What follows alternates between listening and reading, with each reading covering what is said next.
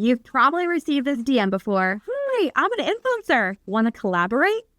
What do you do? So in today's video, we're going to break down exactly what we do when we're either working with an influencer or they reach out to us requesting a collaboration. Hi, I'm Sarah Karakayan. And I'm Annette Grant. And together we are Thanks for Visiting. We've been hosting for well over a decade, welcomed tens of thousands of guests, and earned thousands of 5-star reviews. Our portfolio continues to bring in over 1.5 million year over year, and supported not only by the industry's leading brands, but also some of the biggest media outlets. And we're here to help you with your furnished rental. So it might range anywhere from a free stay in exchange for content, or you might be actively seeking influencers to help you boost your marketing. We're going to go over the things that you need to be on the lookout for. So we need to set boundaries with them.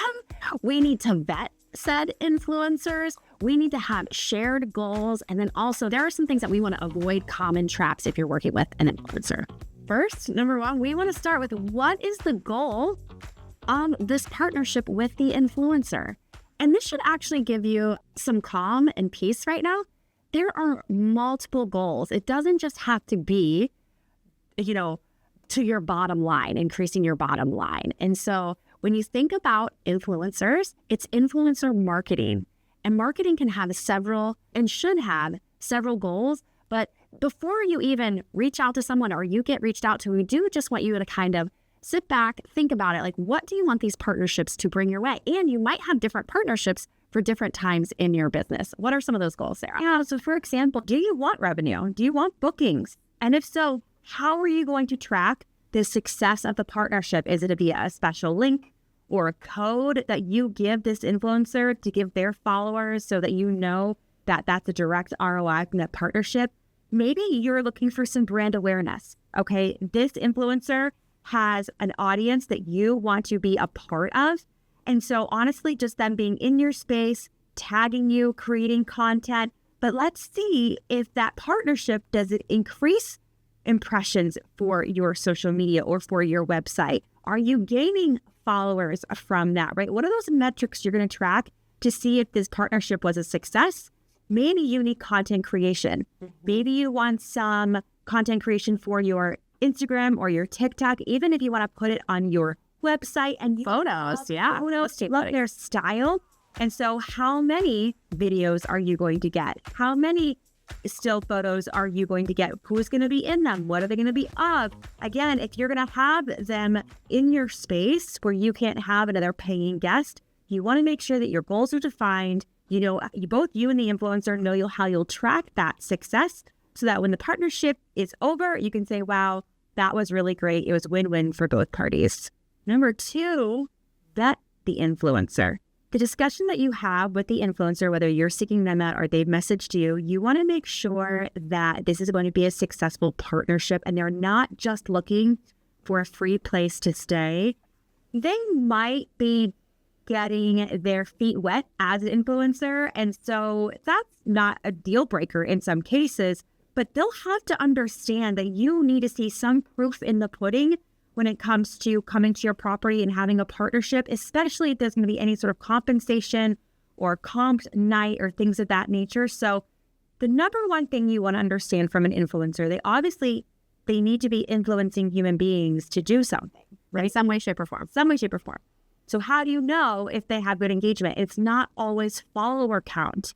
You want to make sure they have good engagement from the people who follow them. There is an equation, okay? Engagement rate is total likes plus comments divided by their follower count, and then you'll multiply that by 100. And you want to look for influencers who have about a 1% engagement rate. Anything more than that is pretty exceptional. As we all know in social media, like, these posts are fleeting. So those skilled influencers who can hold the attention and start a conversation on social platforms, those are the ones that you want to work with. So don't get lost in follower count. Really understand that engagement process. And then you want to review their content. Yeah, you want to make sure that it's in alignment. Just to use some specifics here, we've done a lot of work with, whether it's on our podcast or YouTube or just having them in our ecosystem. Like, if you have someone that's outdoorsy and you have a cabin in the woods, there's probably a fit there. You want to think about the content that they're creating on a daily basis because there needs to be consistency there. That's the first thing. You want to see if this influencer, are they being consistent? And is there consistency a through line through what they're bringing to their community? I've had influencers reach out who, when you look on their feed, you can tell they are skilled at creating content, but then in between different brand deals, it's like pictures of their dog and like, I don't know, what they ate for breakfast that morning. And then it's like they got another brand deal. And it's like, it's not consistent. I don't know that I want to be a part of that. They might have a follower base or engagement rate with the people who find their life interesting, but will it convince them to come and stay with our property or engage with us at our property? Unless their photography and videography skills are exactly what you're looking for and you actually don't need them to tag you or leverage their account, you're just looking for that content, then maybe. But that's the kind of thing you want to look for. Is what they post consistent? Do you know what you're going to get when they're on your property? It's not a crapshoot. And who is their audience? Like, you could have a extremely great partnership with an influencer that might be quote unquote a micro influencer, but they're a drivable distance to you, or their following is so loyal, they want to travel to wherever they've been. So also, don't get lost in that overall follower count. Understand not only who the influencer is, but who their audience is. And you can also, while you're doing this vetting, please ask for referrals. Say, have you ever worked with another host before? Or if they haven't worked with another host, have they worked with another brand? And they should either A, be able to get you in contact with them, or B, even on their media sheet, give you some testimonials from past people that have worked together. So make sure you're going like that one extra step for people that have worked with them previously. You know, did they deliver on everything that they said they were going to? The content that they've shared on their platforms, you can also see who is liking it and what are they saying? Are those conversations you want to be a part of? So again, dig in, vet the influencer, make sure this is going to be a good partnership for both of you. Number 3, knowing and understanding the true cost of this partnership. Again, this can be very exciting. Someone reaches out and you start to just like spitball and look at dates and go through it, but you really need to understand the impact, because story here is, I know a few hosts who have blocked off peak season weekends for influencers and they flaked because they got a better property, or somewhere they really wanted to go over yours, and they canceled last minute. It was peak season on the weekends. So you want to make sure that you're protecting yourself there for sure, but understanding that cost. So, you know, there's the nightly rate that's involved. There's probably going to be more communication between you and the influencer because you're going to have deliverables. You're going to discuss those things. Also, think about the cleaning fee. You're not being reimbursed for that. This, again, depending on how you're shaking down this deal.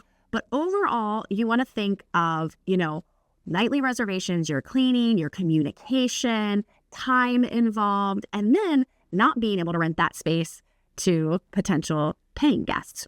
Yeah, do the math. So the value of the nights, whether you're comping them or if you're not comping them, maybe there is a discounted rate. Maybe you're paying them. I've actually worked with influencers who are incredibly influential.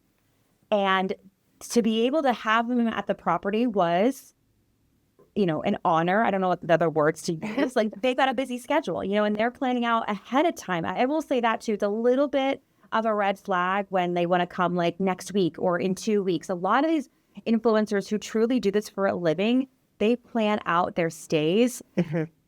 And so people ask us all the time, like, should I pay for them to come? Should they pay me? Again, you've got, as we go through this list, kind of understand what that means for you. But if you understand when they're there, what that cost is if you're not getting paid or they're not paying you, that is going to put you in a good spot of just knowing what that investment is for that, like Annette said, that marketing. And you should have a marketing budget set aside each year for your property. Remember, it is a business and there's no right or wrong here. And sometimes you just have to make decisions. Yeah. And try it out, see how it goes. But just make sure you understand how you're going to measure the success of this partnership and include the costs of those nightly rates and the cleaning fees and all of those things with the outcome of it. Track it all, then review it when the partnership's over, and you'll be armed with even more experience and understanding for for that next opportunity. But I love that story you told about influencer who canceled. So that is why, even if you're going to pay them to come or they are getting a comp stay, maybe you have some sort of refundable deposit so that they do cancel. It's that thing that's, There's some skin in the game there. some skin in the game. Number 4, you want to define your deliverables. And again, I want to share, like, this might be a micro influencer that's maybe one night all the way up to a week stay. You know, so even if you think like, oh my gosh, this is going to be a lot of work for influencers, it should be a lot of work. It should be worth it. And if you don't define these deliverables, they're going to have come to your space, left your space, and it's going to be crickets. Okay, so you want to make sure that ahead of time you've defined. Let's say, for instance, they are on Instagram. Are they going to post stories while they're there? Are they going to post stories after? Are they going to produce reels? Are there going to be stills? Are there going to be carousel posts? Like, exactly what is the content you're going to be getting? And again, you want to get granular. Like, Sarah and I do brand deals. And like, if we say we're going to do a story, it's how many story clips, 3 story clips, 4 story clips, a reel. Exactly. You really want to get defined. Are they going to be tagging you? Are they going to add you as a collaborator? It matters. Again, like, are they a blogger? Are you going to be on their blog? Are they going to backlink to your site? Also, when you're defining these deliverables, it's like, when will you receive these deliverables? Because I will side with the influencer on this. If you're doing photos, if you're creating reels, like, sometimes that's going to take you some post-production, some time afterwards. And also, you might not want all the content at the same time. You might want to, leak it out over a couple of weeks or a couple of months. But you really want to think about what are those deliverables that you are wanting. And again, maybe it's just a content shoot for yourself. You might require, hey, here's the shot list. I want you to take photos, lifestyle photos, outside, inside, in the bedroom, in the kitchen, drinking coffee, at the hot tub, like really giving them a shot list of the things that you want and desire from that relationship. We have brands that we work with Thanks for Visiting where they have their own brand voice too. And so they want it to come from us authentically, but they're like, but if you could make sure that you use this word and not this word, like, it matters to their brand. The same for you. You know how you create your own brand voice when you're talking to your guest, and so that's why it's really hard for you to pass on messaging to someone else? The same thing with influencer marketing. So if there is maybe a word that you use or something about your property that's really special that you want to make sure that they're highlighting or really speaking to, maybe you want to make sure that they are doing stories, they're selfie stories, and not just like them pointing the camera at the thing with text overlay. Like, really? You can't get too granular. You really can't. And then how about, yes, they're posting it and maybe they're tagging you or they're adding you as a collaborator, but can you have the raw content? Can you repost it? Can you repost it? And how long can you repost it? Let's say you did this partnership here in 2025 and you have the raw content and it's relevant in next year's, summer season, 2026. Can you use it again? Like, we have photographers that we've worked with, and our time of using their content that we paid for is limited. So it just depends, and make sure you ask these questions. And we'll get to this in the next tip here, but you want to make sure it's in writing. Number 5, contracts and protection. And this is not just for you. This is for the influencer too. And if they are really taking their business seriously, they probably already have a contract ready to go, and they have an addendum where they really dial in the various pieces that make this partnership with you unique and special. So this kind of is reiterating everything that we went over, like defining those deliverables. What is the timeline? Like, let's state the time of the stay. This is where you want to bake in that cancellation policy. And heck, like, thinking about the cancellation policy too, like, if I know I'm going to show up, I don't mind putting a deposit down. Like, what's the big deal in that? You might get some pushback there, but having something in writing, if for some reason they can't make it, what happens? Do they rebook at a different time? Just want to get ahead of that one for sure. And then most importantly is usage. How are you able to use the content that they're creating for you? Do they have a certificate of insurance? They're going to be in your property doing commercial work and getting paid for it. You want to make sure, ask your insurance company, how you should be added as additional insured on their insurance. And you want to make sure that they're insured. If they hurt themselves on the property or something else happens to their equipment, anything at all, they should have their own insurance. If they are true business, and they should have their own insurance coverage, and you would be additionally insured on that. And for instance, one story I want to share here is I just had a friend, he had a podcaster reach out and he wanted to podcast live from his property while he was like traveling through town. Well, I was like, okay, well, is it a video podcast? Like, are you going to be tagged? And it's a lot of podcaster audio. So I'm like, visually, are they going to get anything for you? Well, his property was downtown. It was a loft. And once I kind of dug a little deeper, I was like, oh, okay, so this podcaster needs to bring 8 of his friends downtown for a Friday, Saturday night to podcast. And I just like sniffed that out of like, wait a second, that sounds like him and his boys want to have a weekend out downtown. Like, that's where I would say, hey, work with them. Like maybe he can come for free, but like the other 8 people are staying. So that's again in the contract. You want to say like, okay, is it the influencer and the influencer's whole family?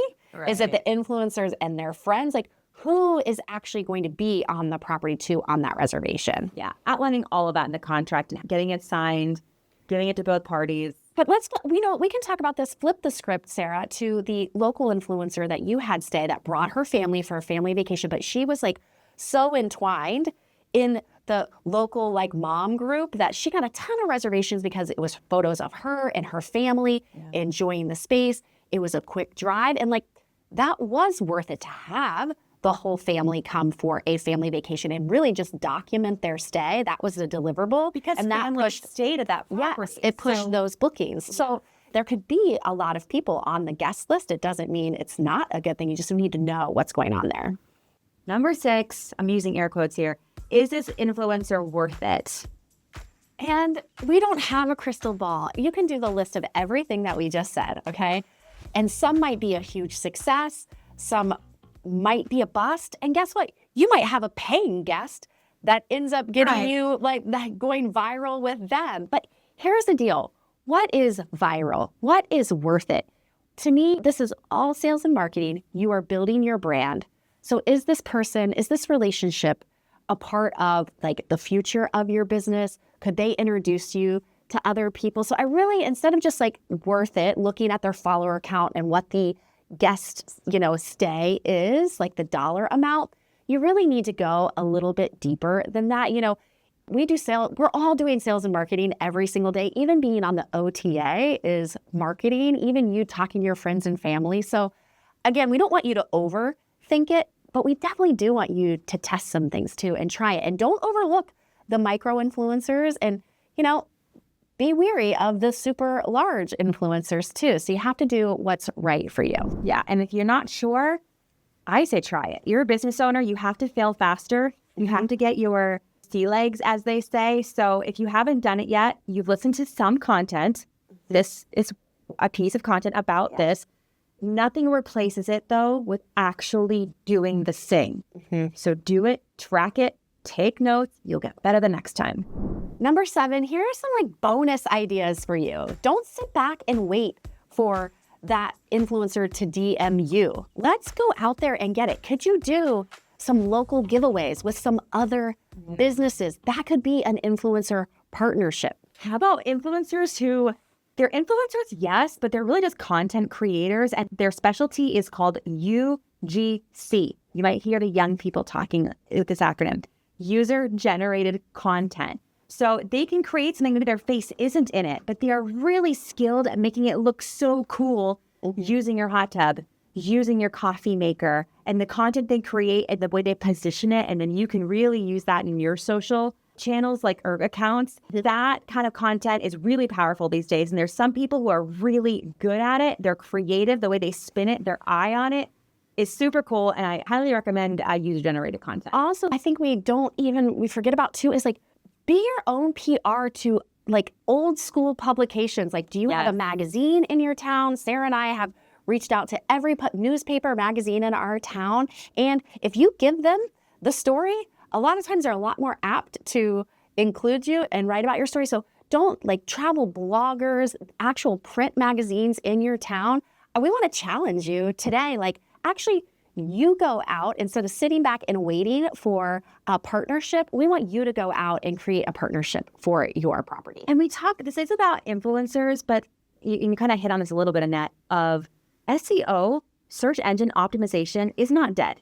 All right. AI has come out. Things are changing for sure. I'm going to acknowledge that.